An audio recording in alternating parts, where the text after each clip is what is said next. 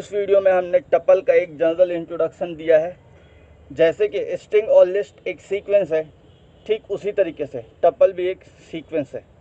हम टपल के अंदर किसी भी टाइप की डेटा वैल्यूज़ को स्टोर कर सकते हैं।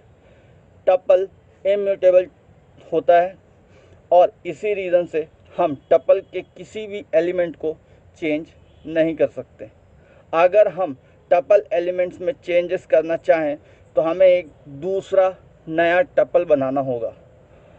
अगर हम बात करें टपल की, तो ये पाइथन के अंदर एक स्टैंडर्ड डेटा टाइप है।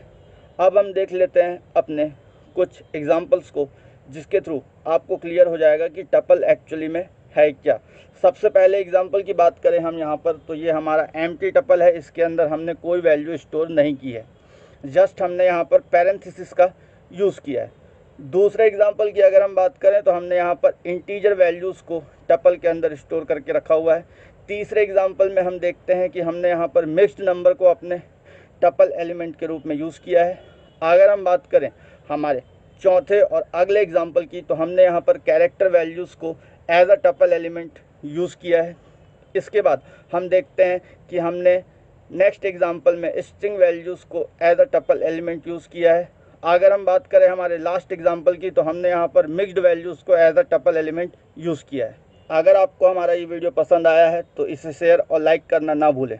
और हाँ, अगर आपने अभी तक हमारे चैनल को सब्सक्राइब नहीं किया है तो हमारे आगे आने वाले वीडियोस को देखने के लिए हमारे चैनल को अभी सब्सक्राइब कर लीजिए, ताकि हमारे आगे आने वाले वीडियोस के नोटिफिकेशंस आपके मोबाइल पे सबसे पहले मिल सकें। Thanks for watching our channel and video.